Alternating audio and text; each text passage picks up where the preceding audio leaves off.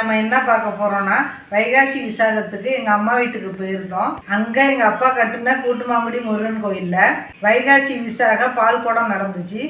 இந்த பால்குட திருவிழா ரொம்ப சூப்பராக நடந்துச்சு. இந்த கோவில் கொள்ளிடத்து உள்ளார சின்ன கிராமத்தில் கூட்டுமாங்குடிங்கிற ஊரில் தான் இருக்குது.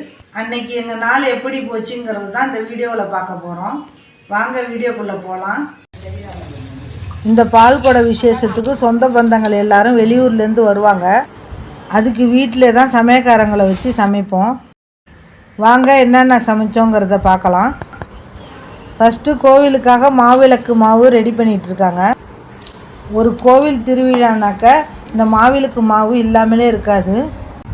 எல்லாருமே இது மாதிரி ரெடி பண்ணி கோவிலுக்கு எடுத்துகிட்டு போய் விளக்கு கொளுத்துவோம். பாருங்கள், ரெடி பண்ணி ஒரு பாத்திரத்தில் வச்சுட்டாங்க. சில பேர் மாவையே விளக்கு மாதிரி பிடிச்சி அதில் கொளுத்துவாங்க. நாங்கள் மாவை உதிரியாகவே வச்சு அது மேலே அகல் விளக்கு ஏற்றிக்கிட்டோம். அடுத்தது பார்த்திங்கன்னா வந்தவங்களுக்கெல்லாம் சாப்பாடு ரெடி ஆகிட்டுருக்கு. அடுத்தது சமயக்கார அக்கா வடைக்கு மாவெல்லாம் ரெடி பண்ணி வடை போட ஆரம்பிச்சிட்டாங்க.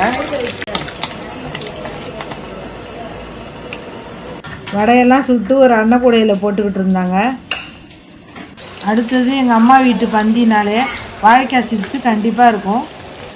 அதை இந்த வாட்டி மிஸ் பண்ணாமல் சமயக்கார அக்காட்ட போட சொல்லிட்டாங்க. அவங்களும் பாருங்கள் வாழைக்காய் சிப்ஸை சடன்னு சேர்த்தி எண்ணெயில் போட ஆரம்பிச்சிட்டாங்க.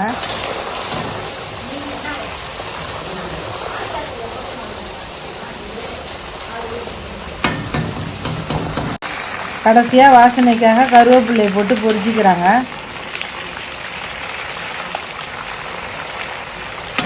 வாழைக்காய் சிப்ஸு மொறுன்னு ரெடி ஆகிடுச்சு. இன்னொரு பக்கம் பார்த்தீங்கன்னா சமயக்காரன்னா குழம்புக்கெல்லாம் காய்கறி வெட்ட ஆரம்பிச்சிட்டாங்க.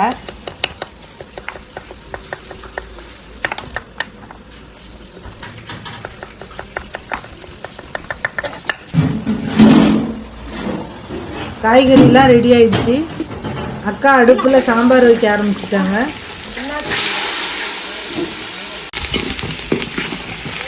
எல்லா வேலையும் தடப்புடலாம் நடந்துக்கிட்டு இருக்கு. அடுத்தது இன்னொரு பக்கம் சாதம் ரெடி ஆகிட்டு இருக்கு. நம்ம வீட்டுக்கு செய்யறதுக்கே இந்த வெயிலில் ரொம்ப கஷ்டமாக இருக்குது. இவங்க பெரிய அளவில் சமைக்கிறாங்க. எவ்வளோ அனல் வீசும் பாருங்கள், எவ்வளோ அனல் வீசுதுன்னு. இந்த கஷ்டத்துலேயும் சூப்பராக எல்லாத்தையும் பண்ணி கொடுத்துட்டாங்க. இந்த சமயக்காரவங்க அலக்குடியிலேருந்து வந்திருந்தாங்க. இவங்களுடைய டீட்டெயில்ஸ் வேணுன்னா கமெண்டில் கேளுங்க. சமையல் நடந்துக்கிட்டு இருக்கும்போதே இவர் என்ன பண்ணுறாருன்னு பாருங்கள். அழகாக ஜம்முன்னு நெல் மூட்டை மேலே ஏறி உக்காந்துருக்கிறாரு. தொட்டுக்கைக்கு உருளைக்கிழங்கு, புடலங்காய், முட்டைக்கோசெல்லாம் பண்ணியிருந்தாங்க. நாங்கள் வீடியோ எடுக்கிறோன்னு எங்கள் வாசிக்கு சித்திக்கு ஒரே சிரிப்பு.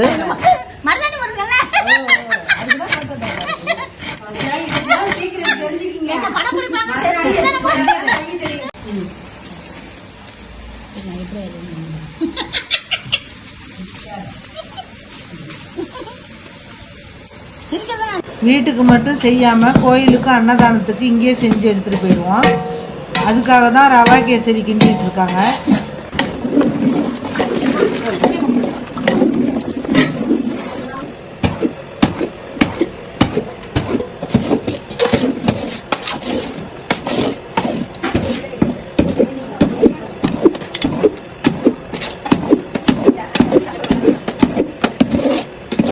இதுவும் கோயில் பிரசாதத்துக்காக புளிசாதம் கிண்டிகிட்டு இருக்காங்க.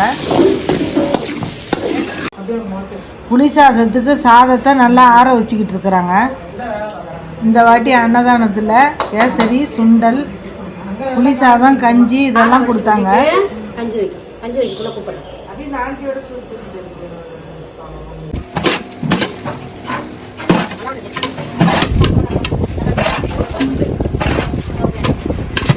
புளிசாதத்தில் வேர்க்கடலையெல்லாம் போட்டு சூப்பராக ரெடி ஆகிடுச்சு. இது என்னென்னா நான் சொன்ன கஞ்சி ரெடி ஆகிட்டுருக்கு. இது கூட வெங்காயம், மாங்காய்லாம் சேர்ப்பாங்க. நாங்கள்லாம் சாப்பிட்டுட்டு அன்னதானத்தை எடுத்துக்கிட்டு ஈவினிங் 4 மணிக்கெல்லாம் கோயிலுக்கு கிளம்பிட்டோம். வாங்க கோயிலில் என்ன நடந்ததுன்னு பார்க்கலாம். எங்கள் அப்பா காலத்துலேருந்தே இந்த பால்குடம் வருஷம் விமர்சையாக நடக்கும். எங்கள் அப்பா பெரியப்பாவுக்கு அப்புறம் எங்கள் அண்ணன் தம்பிங்க தான் இதை எடுத்து நடத்திக்கிட்டு இருக்கிறாங்க. நீங்கள் கொள்ளிடம் சைடு வந்தீங்கன்னா இந்த முருகப்பெருமானை தரிசிச்சுட்டு போங்க. இந்த கோயிலில் இருந்தால் பூஜை போட்டு பால் காவடிலாம் ஸ்டார்ட் பண்ணுவோம்.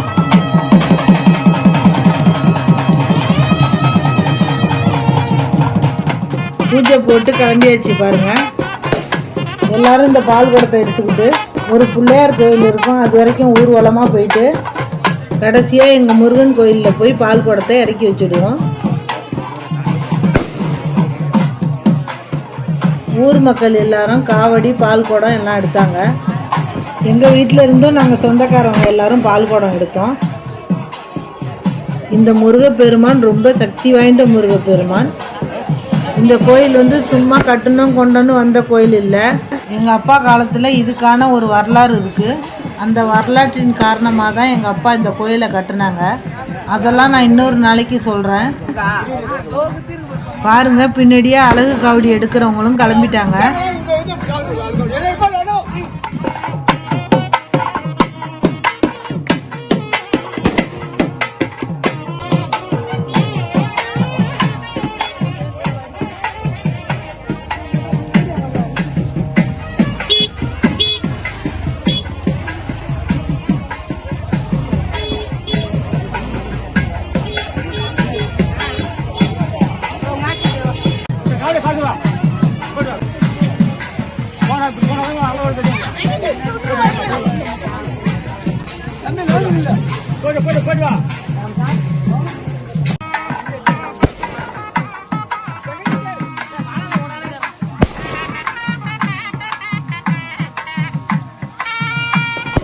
பால் குடம் எடுத்துகிட்டு போயிட்டு இருக்கும்போது ஊர் மக்கள்லாம் பால் குடம் எடுத்தவங்க காலில் தண்ணி ஊற்றி ஆசீர்வாதம் வாங்கிக்கிட்டாங்க.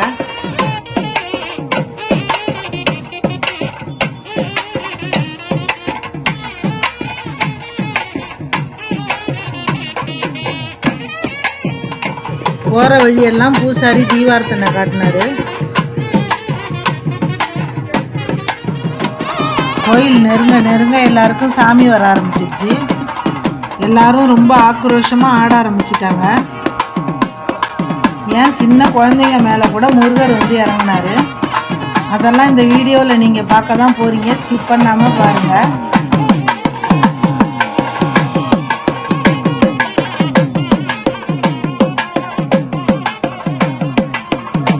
இந்த வீடியோ பார்க்குறவங்க யாராச்சும் இந்த கோயிலுக்கு நன்கொடை கொடுக்கணும்னு நினச்சிங்கன்னா கமெண்டில் சொல்லுங்கள். நாங்கள் டீட்டெயில்ஸ் கொடுக்குறோம். எல்லாருமே பெரிய பெரிய கோயிலை தேடி தான் போகிறோம். இதை மாதிரி சின்ன சின்ன கோயில்லையும் சக்தி வாய்ந்த முருகர்லாம் இருக்காங்க. கண்டிப்பாக விசிட் பண்ணுங்கள். இந்த ஜனவரி மாதம்தான் கும்பாபிஷேகம் ரொம்ப விமர்சையாக நடந்துச்சு. சிதம்பரம் ஆதீனம்லாம் வந்து கலந்துக்கிட்டாங்க.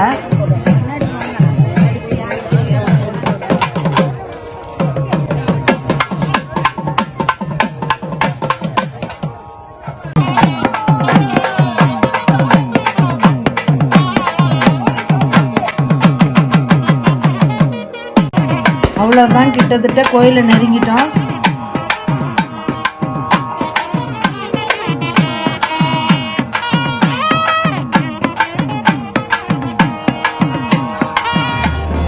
இதுதான் எங்களோட முருகன் கோயில். இது வந்து பிள்ளையார் கோவில்.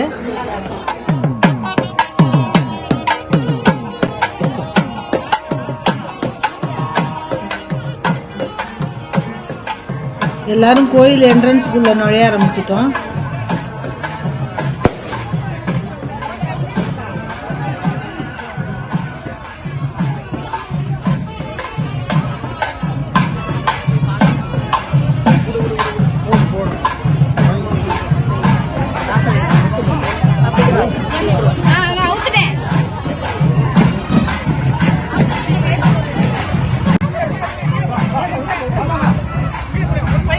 கோயிலுக்குள்ளே வந்து பிரகாரத்தை 3 சுற்று சுற்றுவோம். இந்த முருக காவடி மேளத்தை கேட்டால் உச்சந்தலையிலிருந்து கால் வரைக்கும் சிலிர்க்கும். உங்களுக்கும் அப்படி தானான்னு கமெண்டில் சொல்லுங்கள்.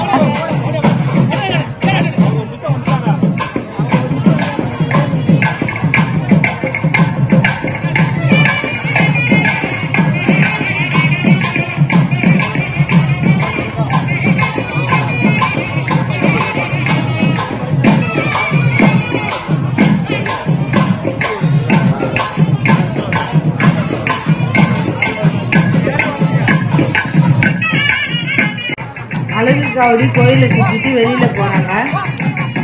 பால் குடம் எடுத்தவங்கலாம் கோயிலில் இறக்கி வச்சு சாமிக்கு பால் அபிஷேகம் பண்ண ஆரம்பிச்சிருவாங்க.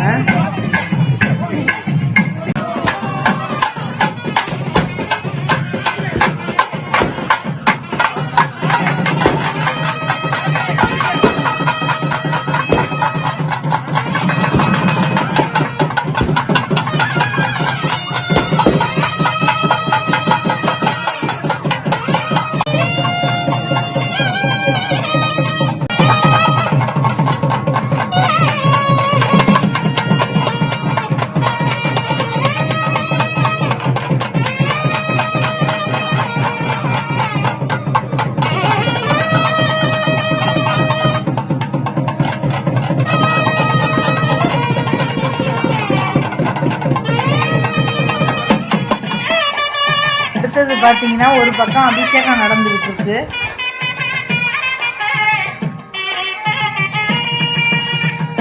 இதுதான் கோயில் கருவறை.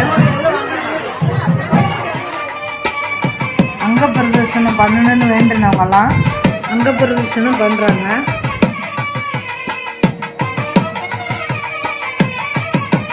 கடைசியா பக்தர்கள் எல்லாம் முருகப்பெருமானை தரிசிச்சுட்டு அங்கே கொடுத்த அன்னதான பிரசாதத்தை வாங்கிக்கிட்டு மன நிறைவோட முருகப்பெருமான் ஆசி பெற்று எல்லாரும் வீடு திரும்ப ஆரம்பிச்சிட்டாங்க.